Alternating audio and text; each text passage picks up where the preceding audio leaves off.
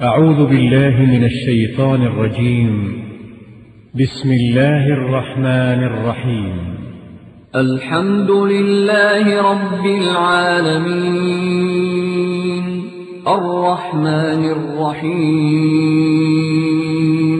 مالك يوم الدين إياك نعبد وإياك نستعين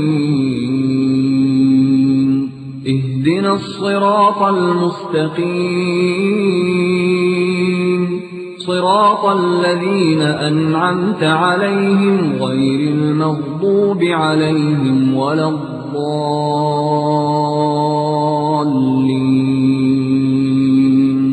بسم الله الرحمن الرحيم. ألف لام ميم.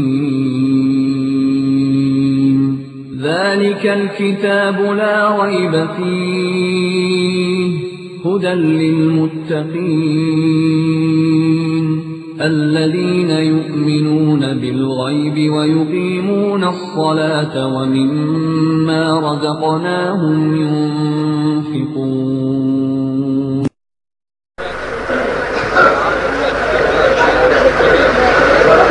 السلام علیکم ورحمۃ اللہ وبرکاتہ. الحمد للہ وحدہ والصلاة والسلام علی من لا نبی بعدہ. انہوں ایک باری سیٹ کر لو بھائی. تو ٹھیک ہے.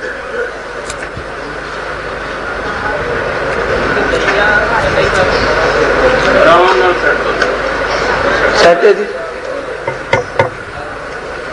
اعوذ باللہ من الشیطان الرجیم.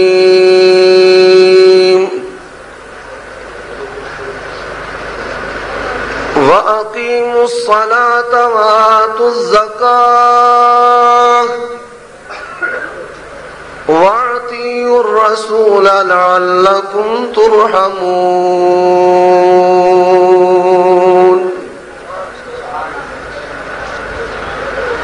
اللہ تبارک و تعالی احکم الحاکمین رب العالمین دی حمد و ثنا تو بعد نبیاں دے سردار جناب محمد الرسول اللہ صلی اللہ علیہ وآلہ وسلم دی ذات اقدس تے ان گنت لا تعداد بے شمار درود و سلام ہوں. سورت النور دی ایک آیت میں تھوڑے سامنے تلاوت کیتی ہے. خطیب میں اردو دا علماء دا حکم ہے بھئی پنجابی دے اندر بیان کرنا ہے. جے کدے پلیکھا اردو دا بھی لگ جائے تے بھئی درگزر فرمایا جائے. برابر سمجھی جاندی ہے. اچھا جو مناسب سمجھے. اچھا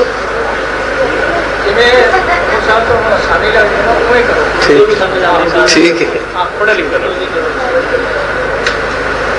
اللہ تبارک و تعالی کی حمد و ثنا کے بعد نبیوں کے امام پاک بازوں کے سردار نبی آخر الزمان جناب محمد الرسول اللہ صلی اللہ علیہ وآلہ وسلم کی ذات اقدس پر ان گنت لا تعداد بے شمار درود و سلام ہو.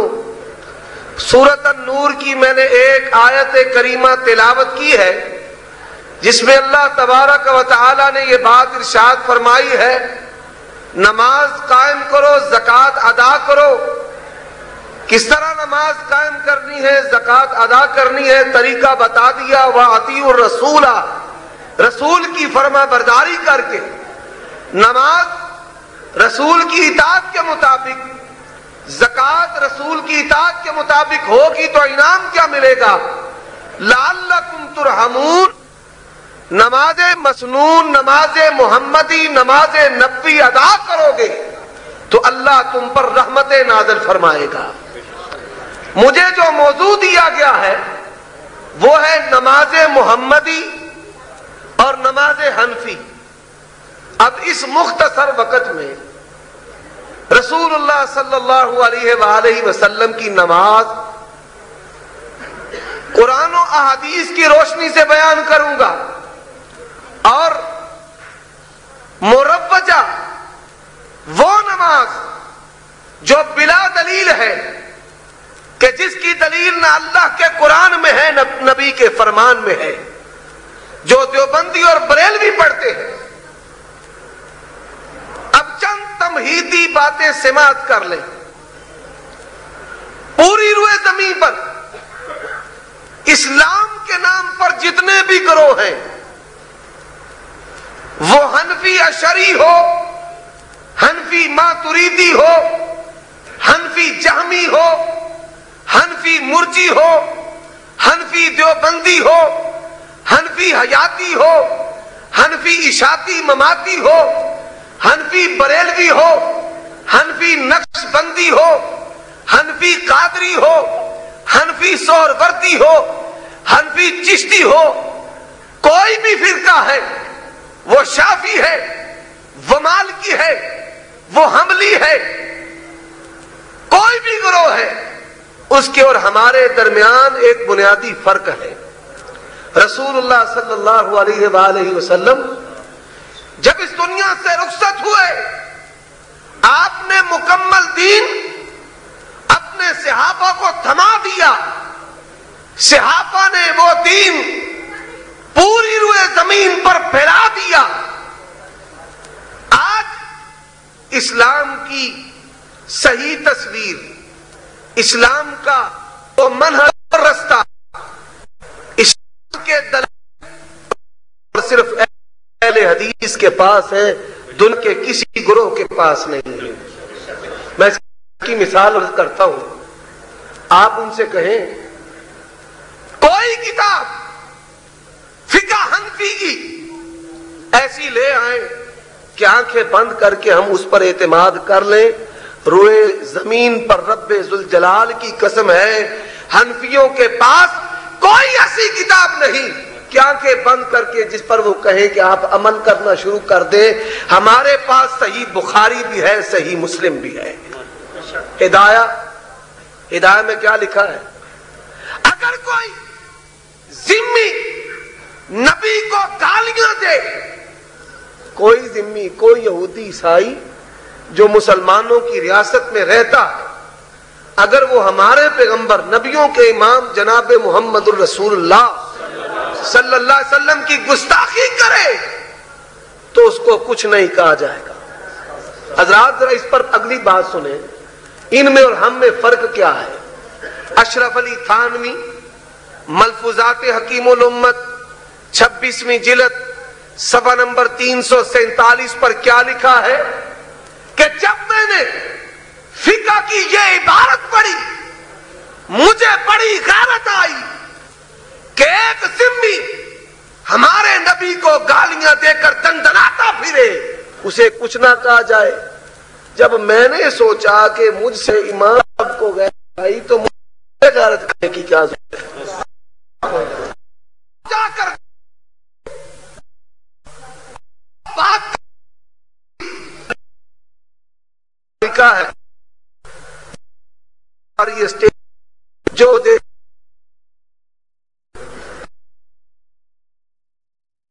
دیکھنا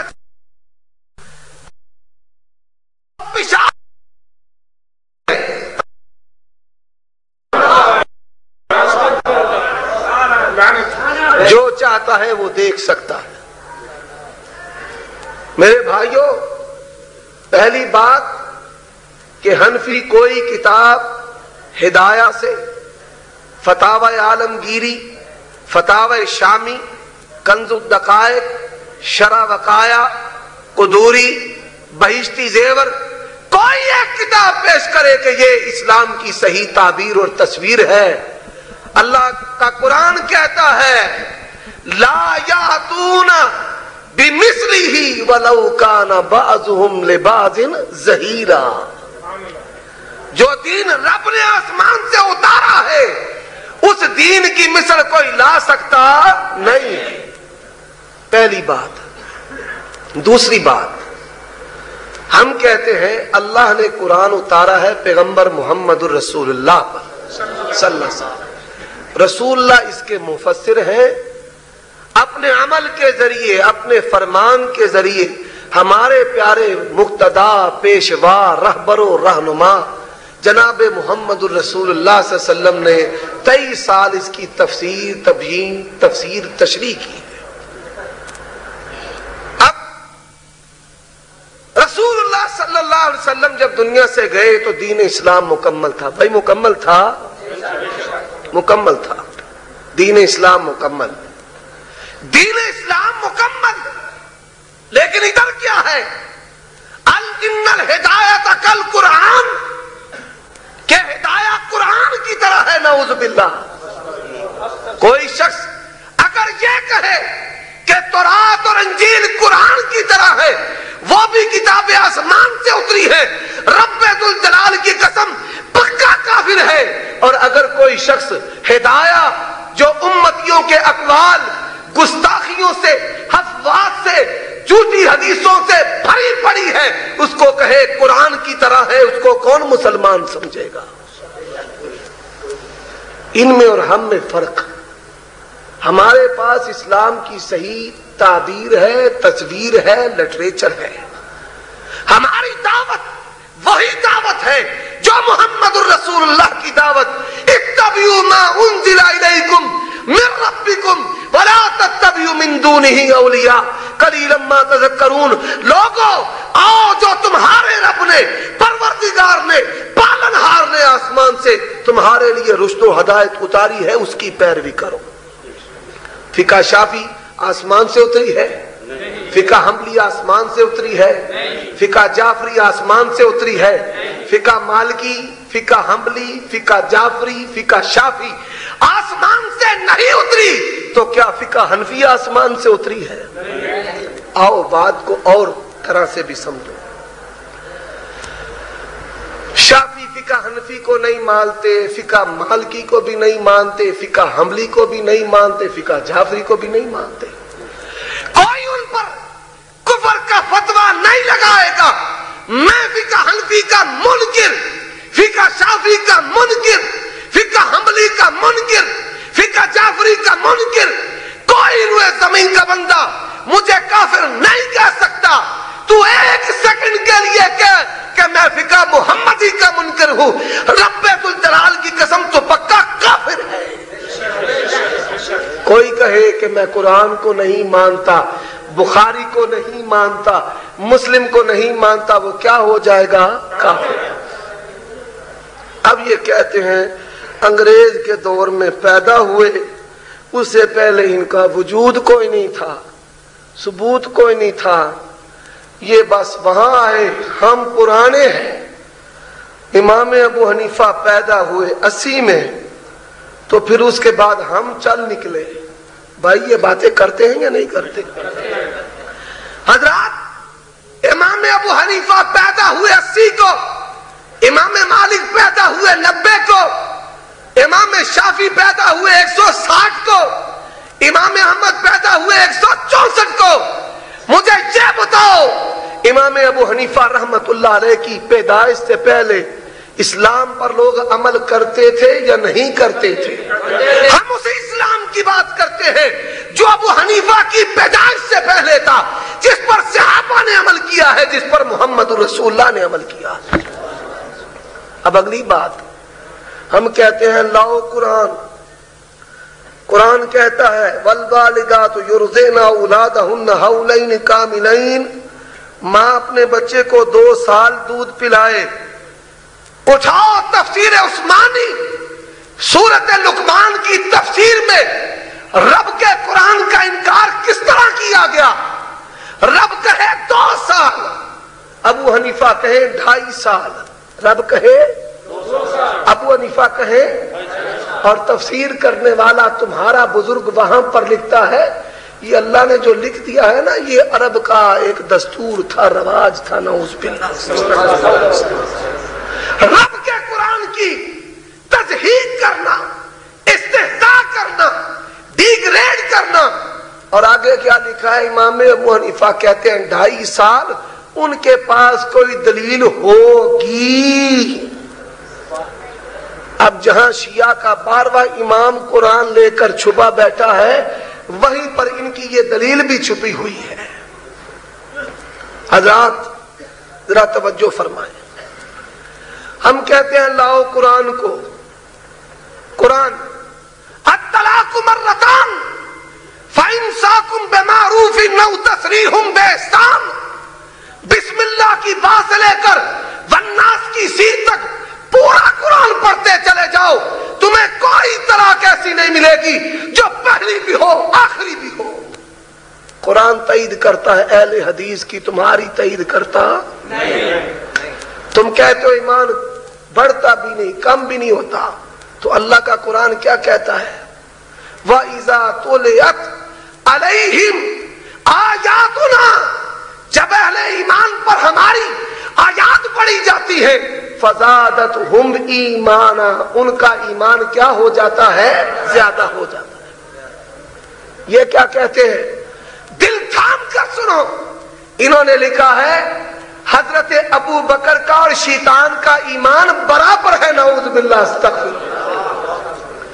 کوئی مائی کا لال، کوئی غیرت مند جو بندی اگر میرے رسالے کو غلط ثابت کر دے تو چوراہے میں میری سزا گولی ہے، اور اگر یہ حوالہ نکل آئے تو غیرت ایمانی کا تقاضا ہے اپنے ایمان کو بچانے کے لیے مسلک اہل حدیث کو قبول کر لو۔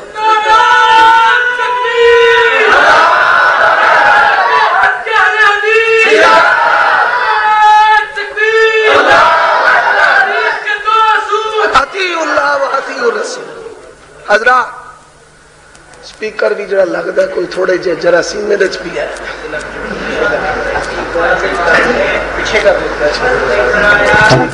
حضرات آگے ذرا بات تمہید آگے بات چلتی ہے، یہیں پر بس نہیں، کہا ایمان و آدم و ایمان و ابلیس واحد، آدم علیہ السلام کا اور ابلیس شیطان کا ایمان برابر ہے، نعوذ باللہ۔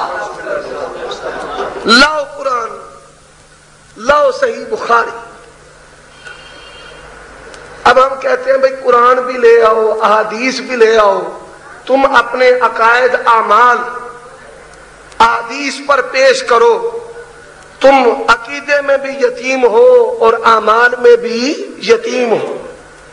سنو اہل حدیثو، آج میں نے تمہیں ذرا منہج بھی بتانا ہے۔ ان کو کہو جاؤ اپنے عقیدے کی کتاب لے کر آؤ۔ دوسری صدی کون سی ہے بھائی؟ پہلی صدی عقیدے کی کتاب قرآن حدیث جو آج تک ہمارے پاس محفوظ ہے۔ اللہ محدثین پر کروڑوں رحمتیں کرے، انہوں نے عقائد پر بھی کتابیں لکھی ہیں، مسائل پر بھی کتابیں لکھی ہیں۔ کتاب الاصل ابن ابی شیبہ رحمت اللہ علیہ کی، کتاب السنہ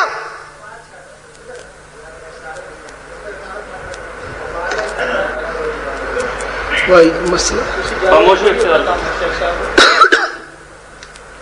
کتاب السنہ امام احمد ابن حنبل رحمت اللہ علیہ کی۔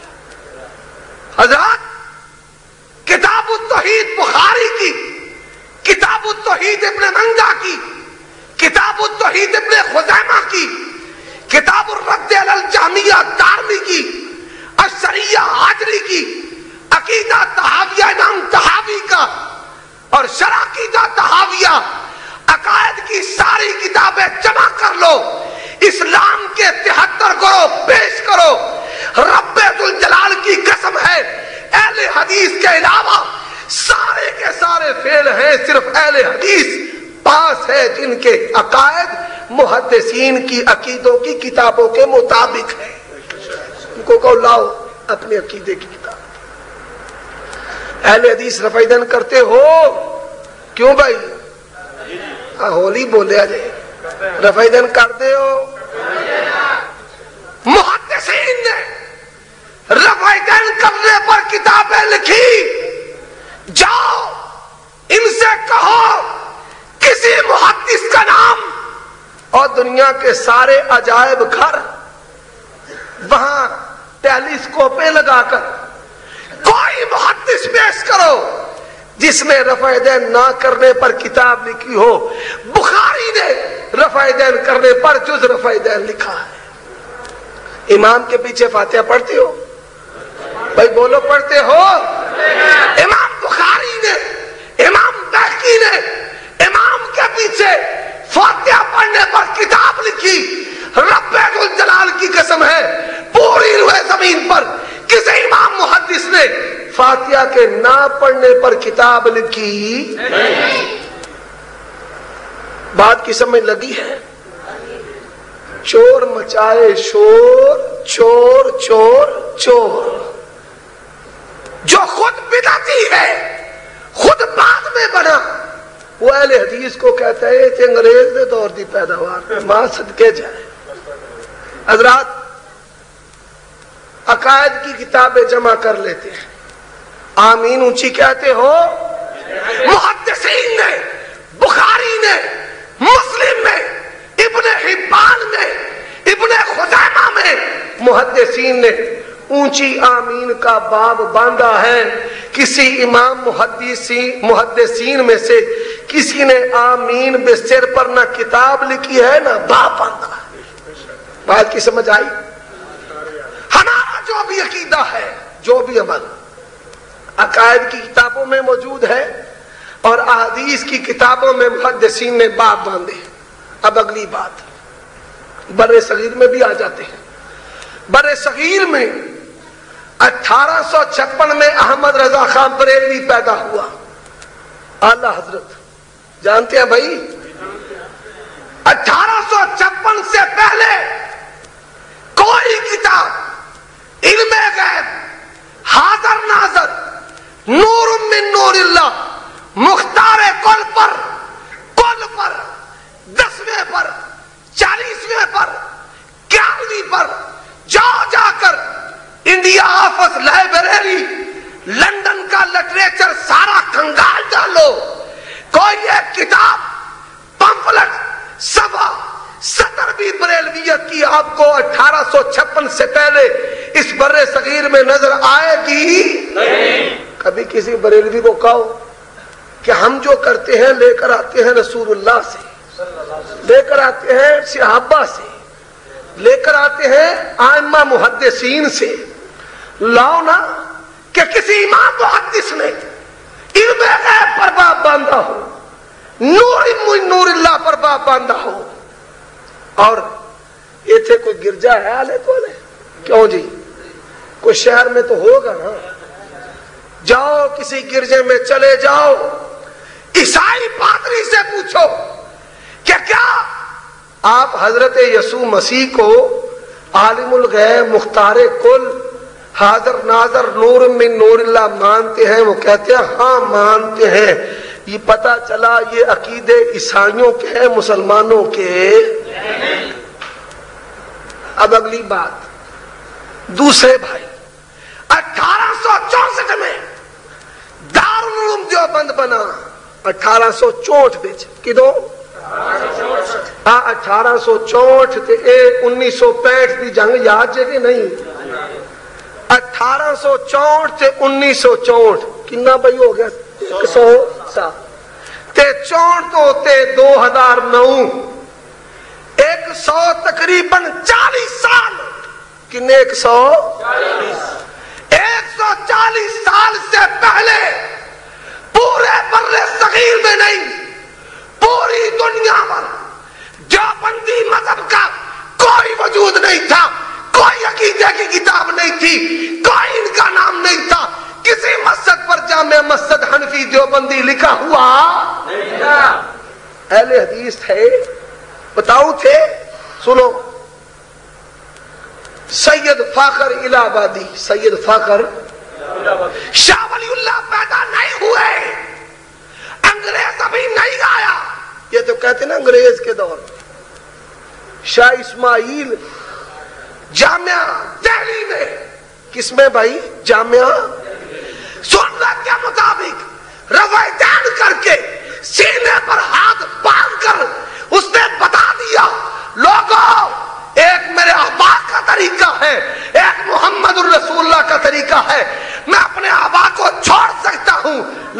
کبھی رفع دین اور سینے پر ہاتھ باندھنا چھوڑ سکتا؟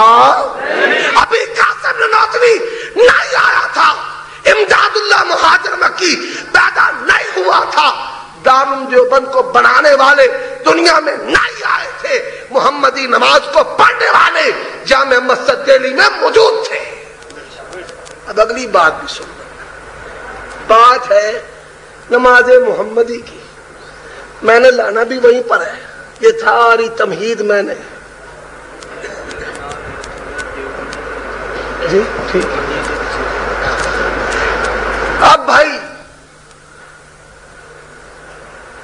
بات ہے نماز محمدی کی، یہ پنجاب لائبریری لاہور کبھی جانے کا اتفاق ہو تو ان سے کہیں سید فاخر الہ آبادی رحمت اللہ علیہ کا جو رسالہ نجاتیہ ہے وہ ہمیں دکھائیں، رسالہ نجاتیہ، رسالہ بولو بھائی رسالہ، ان سے کہے آپ ہمیں دکھائیں اس میں کیا لکھا ہے۔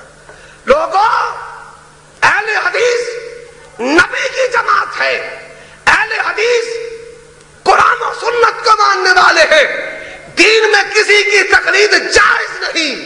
اور پھر فارسی کے شعر کہے ما اہل حدیثین دغارہ نہ شناسین بقول نبی چوں چرا نہ شناسین، میں اہل حدیث ہوں، دغا باز نہیں، جہاں نبی کی بات آ جائے وہاں یعنی کہ چونکہ چنانچہ کرتا۔ علم اور ہم میں فرق یہ ہے، رب جاتا ہے جائے، نبی جاتا ہے جائے، تھانوی نہیں جانا چاہیے، ہم کہتے ہیں پورا جہان جاتا ہے جائے، پر دامن مصطفیٰ جانا چاہیے نہیں۔ اور حضرات اب اگلی بات، نماز محمدی، حضرت مالک ابن حویرث رضی اللہ تعالی عنہ، آپ کے مزاج سے ذرا معلوم ہوتا ہے کہ ٹھوکا ٹھاکی دھواں شوں شاں آپ زیادہ پسند کرتے ہیں۔ اب یہ علمی باتیں ہیں، توجہ فرمائیں۔ مالک ابن حویرث رضی اللہ تعالی عنہ کہتے ہیں نحنو شبابتم متقاربون اقمنا عند رسول اللہ صلی اللہ علیہ وسلم 20 لیلہ، ہم نوجوانوں کی جماعت نبی کے پاس ٹھہرے 20 رات۔ جب ہم واپس جانے لگے تو اللہ کے پیغمبر صلی اللہ علیہ وسلم نے کہا صلو کما رأیتمونی اصلی، نماز ویسے پڑھنا جیسے مجھے پڑھتے ہوئے دیکھا۔ عبداللہ ابن مسعود نے بیان کیا اللہ کے پیغمبر نے کیوں کہا کہ نماز ویسے پڑھنا جیسے مجھے پڑھتے ہوئے دیکھا؟ کیوں کہ رب نے کہہ دیا وَأَقِیمُوا الصَّلَاةَ وَآتُوا الزَّکَاةَ وَأَطِیعُوا الرَّسُولَ، اے مومنوں میں نے نماز وہ قبول کرنی ہے جو نبی کی اطاعت کے مطابق ہوگی، جو نبی کی اطاعت کی۔ اور عبداللہ ابن مسعود کہتے ہیں صحیح مسلم کی حدیث لو ترکتم سنت نبیکم لضللتم، لوگوں اگر اپنے پیغمبر کی سنت چھوڑ دو گے تو گمراہ ہو جاؤ گے۔ کیا ہو جاؤ گے؟ گمراہ ہو جاؤ۔ اب پہلا مسئلہ ہے تیمم کا۔ پہلا مسئلہ بھائی کیا میں نے بتایا ہے؟ تیمم۔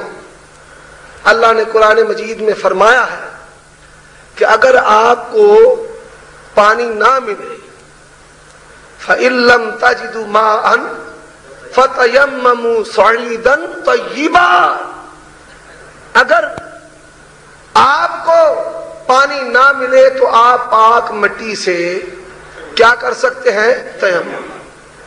اب حضرات یہ میرے ہاتھ میں کتاب ہے در مختار، فتاوی عالمگیری در مختار میں ہے۔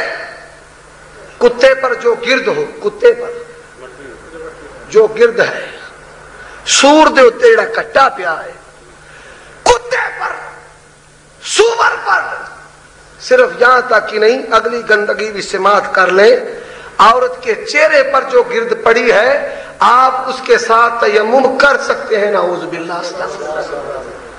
اللہ کا قرآن کیا کہتا ہے؟ فَتَيَمَّمُوا صَعِيدًا طَيِّبًا، پاک مٹی ہو. یہ کہتا ہے سور پر، کتے پر جو گند پڑی ہوئی ہے اس کے اوپر ہاتھ مارو اور تم تیمم کر کے نماز ادا کر لو. اب اگلی بات ہے وضو کی. میں نے بس ایک دو مثالیں دینی ہیں، بڑی لمبی تفصیل ہے. سنگورانہ سرگودا میں شاہ صاحب سے وہ ایک مثال ہے، کجا رام رام کجا کہتے ہیں. میں کہتا ہوں کجا اللہ اللہ، کجا ڈینڈے. کہاں محقق اہل حدیث سید سبتان شاہ نقوی اور کہاں الیاس گمن ذات دی کوڑ کھلی تے چھتیرا نو. میں کیوں کہتا ہوں حضرات، ہمارے ہاں جو بڑا دین کا عالم ہو، فاضل ہو، محقق خطیب وہ ہوتا ہے، مناظر وہ ہوتا ہے. شاہ صاحب محقق خطیب بھی ہیں، فاضل مناظر بھی ہیں، قرآن و حدیث کو جاننے والے، علوم کو جاننے والے. اور ادھر کیا ہے؟ جو شخص نہ اس کو صرف آتی نہ نحو آتی، گھمن کو نوٹ کرو، نہ صرف آتی نہ نحو آتی نہ حدیث آتی نہ عبارت نہ فنون. کوئی غیرت مند جو بندی اگر کسی کی رگوں میں غیرت کا خون ہے، ایمان کا خون ہے، گھمن اگر ناظرہ قرآن صحیح پڑھ دے، کیا میں نے کہا ہے؟ ناظرہ قرآن. اور ناظرہ قرآن اگر صحیح پڑھ دے تو ہم اس کو مناظر مان لیں گے. رب الجلال کی قسم ہے گھمن کو ناظرہ قرآن بھی آتا ہو نہیں. جاؤ تمہارے تھانوی اشرفیہ والے، تمہارے جج تمہارے قاری کہہ دے کہ گھمن کو ناظرہ قرآن پڑھنا آتا ہے، اور جب ہمارا شیر شاہ کھڑا ہوتا ہے قرآن کی بہاریں لگا دیتا ہے. فرق ہے یا نہیں ہے؟ اب مسئلہ کیا ہے؟ شاہ صاحب سے مناظرہ کرنا ہے. بھئی شاہ صاحب کو عرب و عجم جاننے والے ہیں، ساٹھی بھی مشہوری ہو جائے گی، ساٹھی بھی مشہوری ہو جائے گی. یہ ان کی حالت ہے. اپنی اوقات دیکھو، علم دیکھو اور دعوے اور گالیاں دے کر نکل جانا. اگر اتنی غیرتی ہم آئے بیٹھے ہیں اور اس کے پیچھے پورے پنجاب میں کہیں گجرات، کہیں شیخوپورہ، کہیں بہاول نگر، کہیں ملتان، یہ فقیر پیچھے ہے. اللہ کی توفیق سے یہ مر سکتا ہے، عقائد اور نماز پر اہل حدیث کے ساتھ مناظرہ کر سکتا نہیں. نعرہ تکبیر، نعرہ تکبیر. آج تو ہوگی، آج تو ہوگی، آج تو ہوگی. حضرات، حضرت مولانا عمر صدیق صاحب، یہ میرے ہاتھ میں کتاب ہے علم الفقہ. کیا ہے کتاب کا نام؟ علم الفقہ. مفتی شفیع کراچی والے جو مفتی تقی عثمانی کا باپ ہے، پورے دیوبندی مولوی ایک پلڑے میں ڈال دیے جائیں، یہ مفتی شفیع سب سے بھارا. یہ اس نے اس کتاب کی تصدیق کی ہے. اور اس کتاب میں کیا لکھا ہے؟ اگر کوئی شخص مردہ جانور کے ساتھ، گدی کے ساتھ، کتی کے ساتھ وضو کی حالت میں بدکاری کرے گا، اس کا وضو نہیں ٹوٹے گا. یہ کتاب ہے، دیکھ سکتا ہے. اور اللہ کے پیغمبر کیا کہتے ہیں؟ شرمگاہ سے شرمگاہ مل جائے وضو ٹوٹ جائے گا. وہ شرمگاہ کسی انسان کی ہو، جانور کی ہو، نبی کا یہ فرمان ہے. حدیث کے مقابلے میں یہ کہتا ہے وضو کی حالت میں بدکاری کرتے چلے جاؤ، تمہارا وضو نہیں ٹوٹے گا. گمن صاحب آؤ، جو میرے نبی کی شریعت ہے میں بے بانگے دول اس کا قائل و فاعل اور اس پر عمل کرتا ہوں بحمدللہ، لیکن جو تمہاری شریعت ہے ذرا اس پر بھی عمل کر کے دکھاؤ، دعوت دو اس کو۔ تو گدی کو مری ہوئی اور بلاؤ کہ جناب اپنی فکر پر عمل کر کے دکھائیں۔ شریعت عمل کے لیے ہے، شریعت کس کے لیے ہے؟ عمل کے لیے۔ اگلی بات یہ کرتے ہیں گردن کا مسح۔ کیا کرتے ہیں؟ گردن کا مسح۔ وضو میں بھائی گردن کا مسح کرتے ہیں؟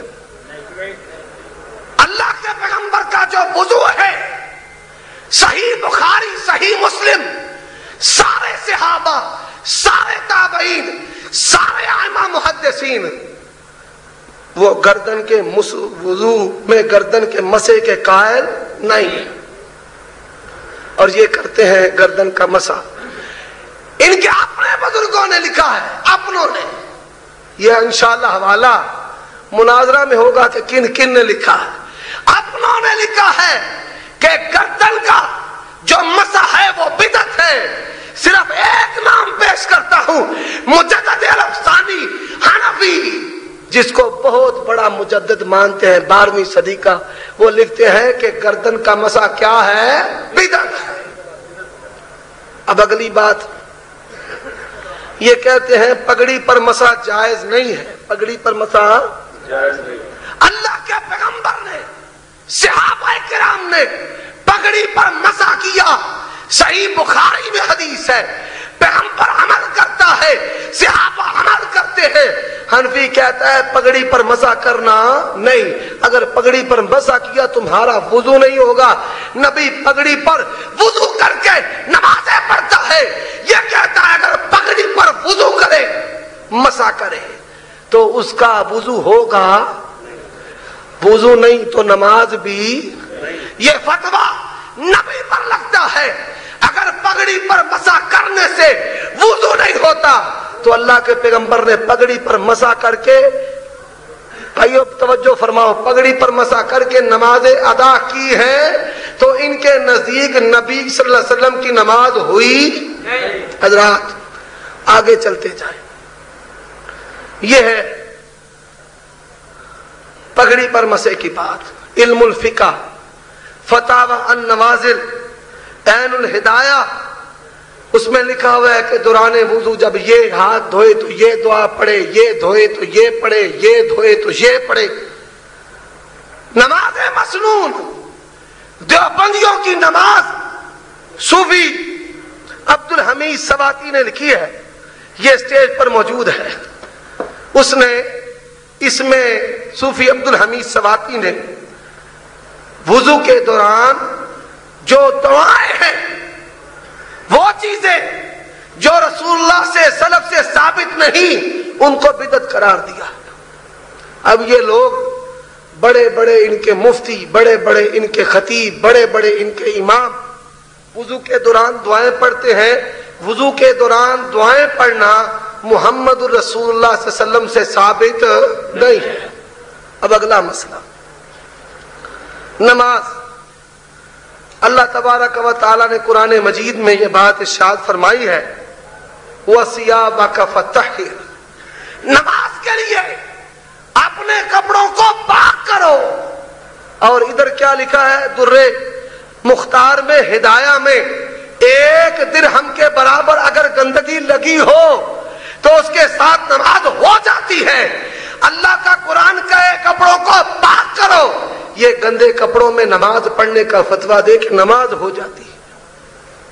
اب اہل حدیث کا عمل بھی، اہل حدیث کا فتویٰ ہے لباس پاک صاف ہو۔ اگر ایک جز بھی گندا ہو لباس کا، نماز نہیں ہوگی۔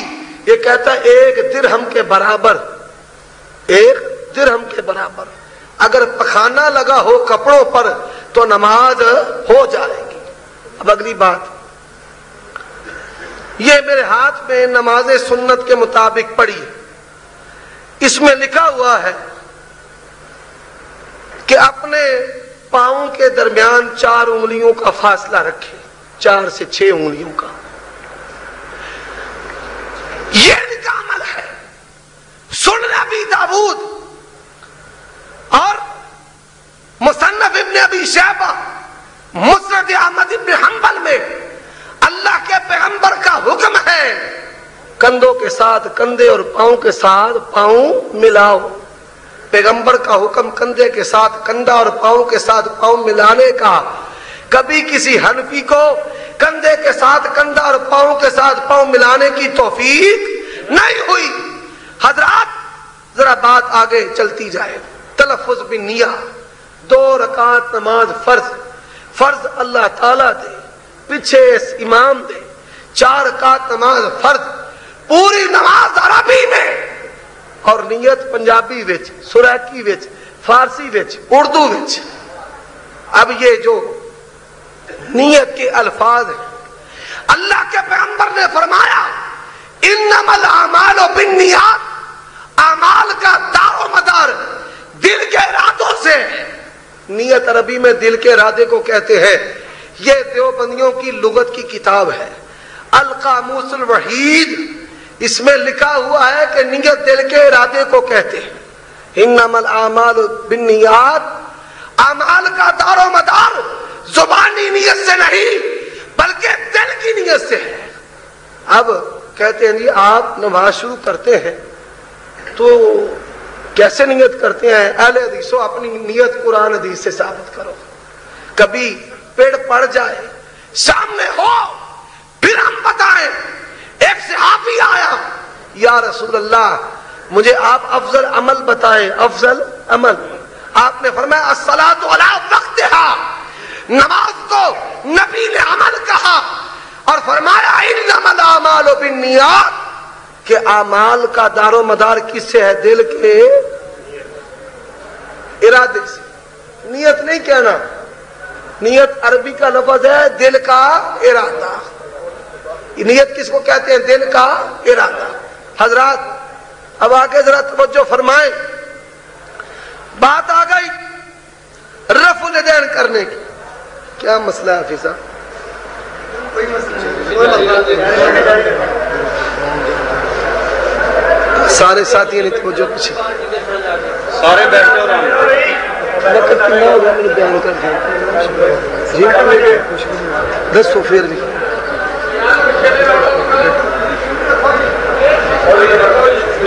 حضرات توجہ فرمائیں, بھائیوں توجہ کرو. یہ شیطان کی کوشش ہے کسی طرح بیان خراب ہو جائے. توجہ کرو, میں یہ بڑی لمبی تفصیل لے کر آیا ہوں. سینکڑوں مسائل ہیں حنفیوں کی نماز کے جو اللہ کے قرآن اور نبی کے فرمان سے ثابت نہیں ہے. اب ان کا موقف ہے کہ مرد جو ہے, مرد کانوں تک, صرف کانوں تک, مرد جو ہے صرف کانوں تک ہاتھ اٹھائے, کندھوں تک مرد نہیں اٹھا سکتا. عورت جو ہے وہ کندھوں تک ہاتھ اٹھائے, وہ کانوں تک ہاتھ اٹھا سکتی نہیں. اب حضرات توجہ کریں. وائل بن حجر رضی اللہ تعالیٰ عنہ بیان کرتے ہیں کہ اللہ کے پیغمبر کو میں نے دیکھا آپ نے اپنے ہاتھوں کو کانوں تک اٹھایا, کانوں کی لو تک. اور حضرت مالک ابن حویرث, عبداللہ ابن عمر, ابو حمید الساعدی, حضرت ابو ہریرہ رضی اللہ تعالی عنہم بیان کرتے ہیں کہ ہم نے اللہ کے پیغمبر کو دیکھا آپ نے اپنے ہاتھوں کو کندھوں تک اٹھایا. تو یہ جو ان کا عمل ہے کہ مرد صرف کانوں تک اور عورتیں کندھوں تک, یہ باطل ٹھہرتا ہے. اللہ کے پیغمبر کا عمل دونوں پر ہے, کندھوں تک اٹھائیں خواہ کانوں تک اٹھائیں. یہ تقسیم اور تفریق محمد الرسول اللہ سے ثابت نہیں ہے. اب آگے چلیں بھائی.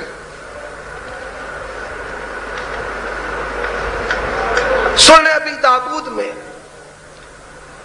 ابن حبان میں, ابن خزیمہ میں, مسند بزار میں, صحیح مسلم میں حدیث آتی ہے کہ اللہ کے پیغمبر جب نماز شروع کرتے, یہ ساتھی بھائی توجہ کے ساتھ بیٹھے اللہ کے بندو,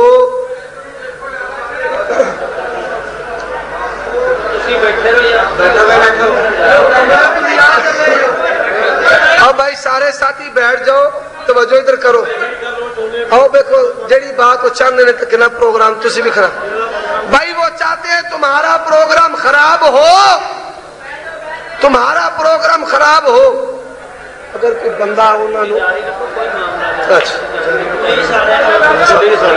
پولیس والے انہوں نے کہا دیا. اب بھائیوں وہ پروگرام خراب کرنا چاہتے ہیں، آپ بیٹھ کر سنو.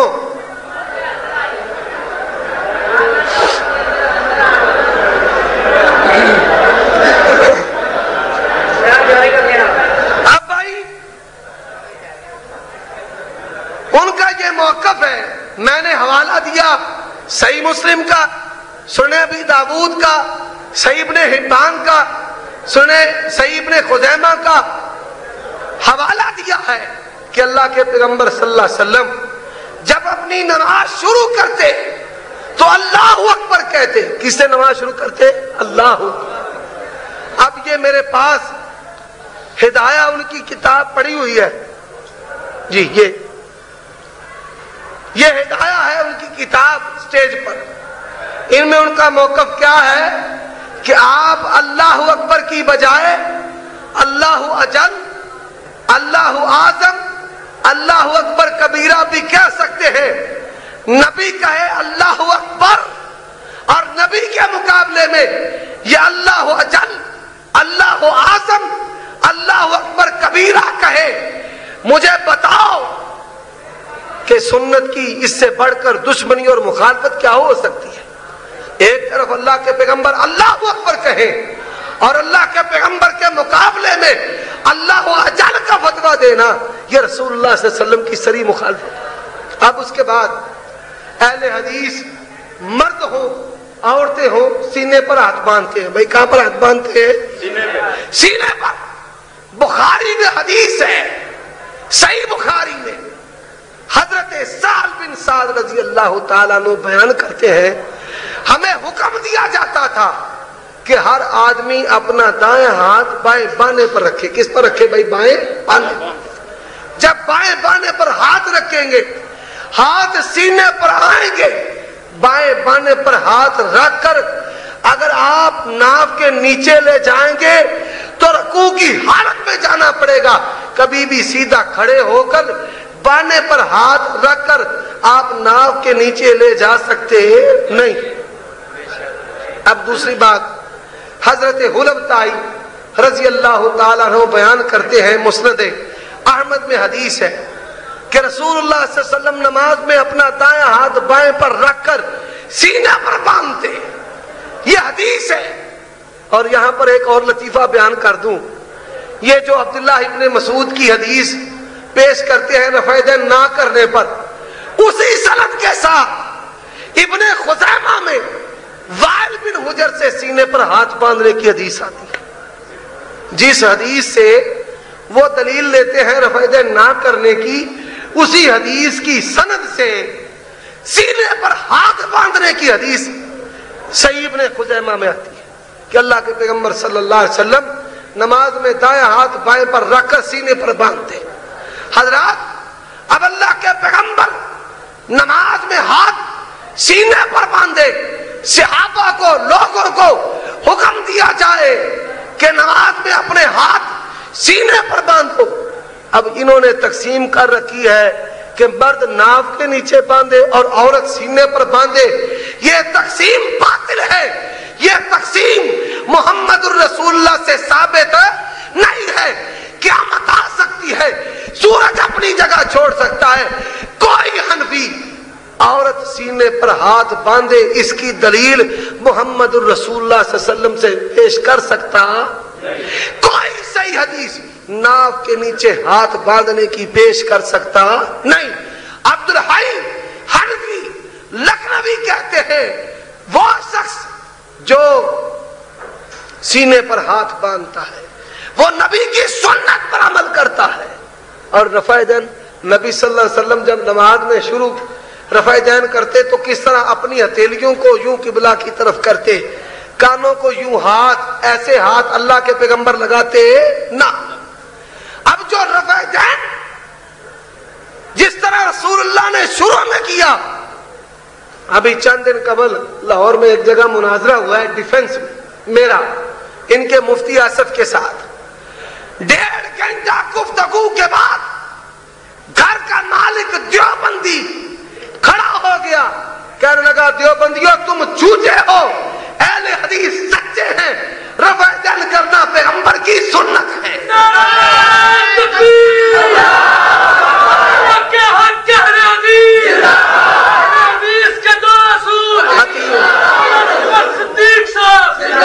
حضرات یہ وہ رفع دین ہے، توجہ کے ساتھ بخاری میں ہے، عبداللہ ابن عمر رضی اللہ تعالیٰ عنہما فرماتے ہیں اللہ کے پیغمبر جب نماز شروع کرتے رکوع جاتے، رکوع سے سر اٹھاتے، رفع دین کرتے۔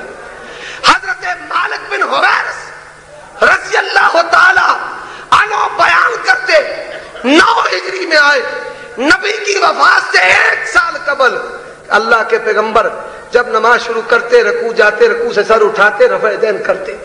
صحیح مسلم ہے، ہاتھ باندھنے کا باب ہے، وہاں حدیث وائل بن حجر ہے۔ یہ وائل بن حجر کون ہے؟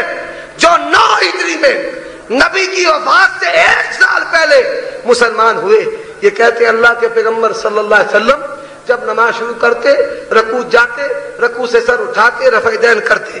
اور یہ سٹیج پر صحیح ابن حبان میرے ہاتھ میں موجود ہے، وائل بیان کرتے ہیں نبی کی وفات والے سال 10 ہجری میں آیا تو سردیوں میں میں نے دیکھا اللہ کے پیغمبر صلی اللہ علیہ وسلم اپنی چادر سے ہاتھ نکال کر رفع دین کرتے اور پھر رکوع کرتے، اور رکوع سے ہاتھ جب اٹھتے تو رسول اللہ صلی اللہ علیہ وسلم ہاتھ اٹھا کر رفع دین کرتے۔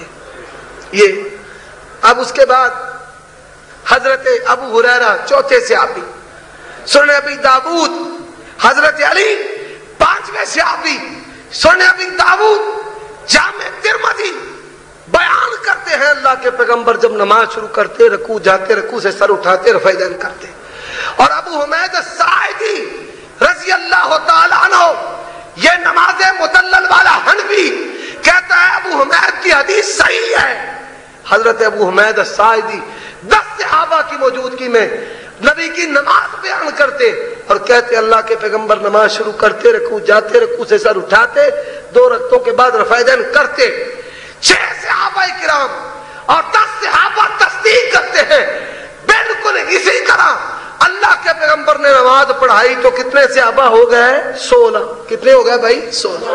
حضرات سنیں ابن ماجہ جابر ابن عبداللہ رضی اللہ تعالی عنہما بیان کرتے ہیں اللہ کے پیغمبر جب نماز شروع کرتے، رکوع جاتے، رکوع سے سر اٹھاتے، رفع دین کرتے۔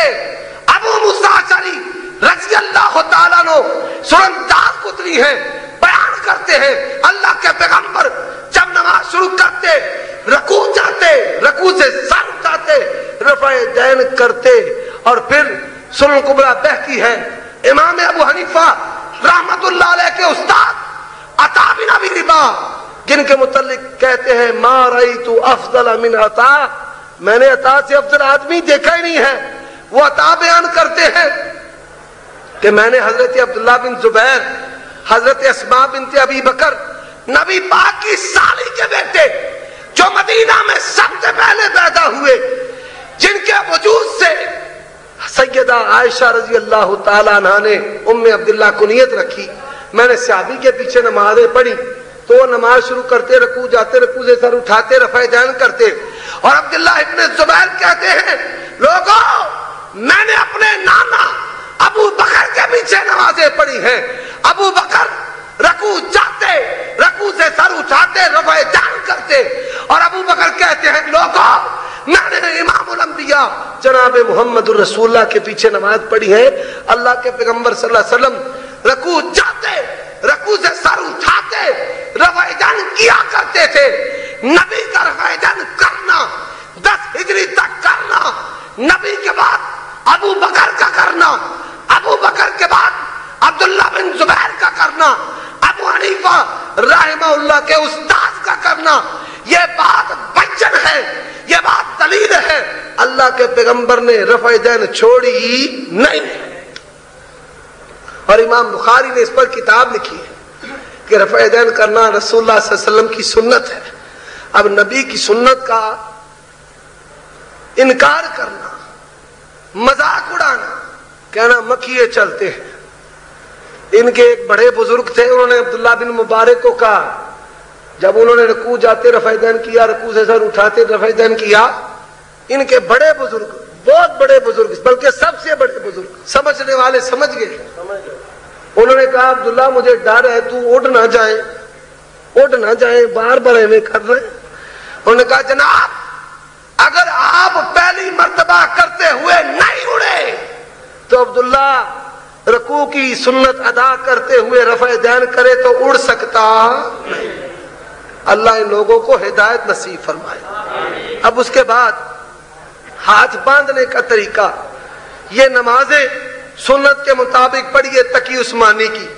ہاتھ باندھنے کا طریقہ کیا ہے کہ یہ بھائی دیکھیں، یہ 3 انگلیاں یہاں پر رکھنی ہے، ایسے یہاں پر انگوٹھا اوپر، یہ چھوٹی انگلی جو ہے نیچے، ایسے ہاتھ باندھنے ہیں، ایسے ہاتھ باندھنے۔ یہ جو ہاتھ باندھنے کا طریقہ ہے اللہ کے پیغمبر سمیت نبی کی جماعت تابعین سے سلف صالحین سے ثابت نہیں ہے۔ اللہ کے پیغمبر ہاتھ کے اوپر ہاتھ رکھتے، باندھنے کے اوپر ہاتھ رکھتے۔ نبی نے یہ جو تکنیک ایجاد انہوں نے کی ہے کہ 3 اوپر، انگوٹھا ادھر اور یہ ادھر، یہ اللہ کے پیغمبر صلی اللہ علیہ وسلم کی سنت نہیں ہے۔ وقت جو ہے تقریباً 1 گھنٹہ، بس آخری بات بیان کروں گا۔ 15 منٹ ہو نہیں جی، شاہ صاحب بیٹھے ہیں، بڑے بزرگ ہیں، بڑے پریشان ہیں۔ اب اس کے بعد ہدایہ ہے، یہ میرے پاس اسٹیج پر موجود الہدایہ، اس میں لکھا ہوا ہے کہ جب نماز پڑھے تو صرف سبحانک اللہم و بحمدک پڑھے، وَلَمْ يَزِدْ عَلَى هَذَا، سبحانک اللہم کے علاوہ اور کوئی دعا پڑھ سکتا نہیں۔ پیغمبر کھڑے ہوتے اللہم انی وجہت الیک، پیغمبر کھڑے ہوتے لا الہ الا اللہ، لا الہ الا اللہ، لا الہ الا اللہ، پیغمبر کھڑے ہوتے ان صلاتی ونسکی ومحیایا ومماتی، پیغمبر صلی اللہ علیہ وسلم نے بے شمار دعائیں پڑھی ہیں۔ پیغمبر کی یہ سنت، یہ کلمات چھوڑ کر کہنا کہ صرف یہی پڑھنی ہے، اس کے علاوہ کوئی اور پڑھی تو نماز خراب ہو جائے گی، یہ محمد الرسول اللہ صلی اللہ علیہ وسلم کی دشمنی، سنت کا انکار ہے۔ اگر اس عناد دشمنی کے ساتھ صرف سبحانک اللہ پڑھے گا تو اس کی نماز ہوگی نہیں۔ حضرات لمبی تفصیل ہے، میرے بعد انشاءاللہ محقق اہل حدیث مناظر اسلام میرے بڑے بھائی محسن سید سبتین شاہ نقوی حافظہ اللہ تبارک و تعالی بیان فرمائیں گے۔ فرما رہے ہیں کہ پریشانی ہے، تو بھائی اس پریشانی کا ہم علاج کیا کر سکتے ہیں؟ جب پیغمبر وہی سناتا تھا ان کو بھی بڑی پریشانی تھی۔ قرآن حدیث بیان کرنے پر میں نے کوئی گالی نہیں دی، کوئی گالی نہیں دی، بڑے محبت کے ساتھ پیغمبر کی حدیثیں سنائی ہیں، یہ تمہارے گھر کے حوالے دیے، بس یہی جرم ہے۔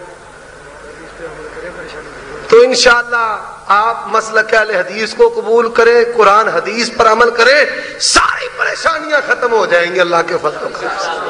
اور رہی یہ بات کہ مناظرہ تو ہماری تو کہتے ہیں ہم تو مائل بکرم ہیں، کوئی سائل ہی نہیں، راہ دکھلائیں کسے، کوئی راہ منزل ہی نہیں، یہ مر سکتے ہیں، زہر کا پیالہ پی سکتے ہیں، کبھی نماز نبوی اور نماز حنفی پر مناظرہ کر سکتے نہیں ہے۔ قیامت کی صبح آ جائے گی، نہ تمہارے پچھلوں نے کبھی کیا، نہ اب کریں گے، نہ آئندہ کریں گے۔ فَإِن لَّمْ تَفْعَلُوا وَلَن تَفْعَلُوا فَاتَّقُوا النَّارَ الَّتِي وَقُودُهَا النَّاسُ وَالْحِجَارَةُ أُعِدَّتْ لِلْكَافِرِينَ سبحان ربك رب العزة عما يصفون وسلام على المرسلين والحمد لله رب العالمين۔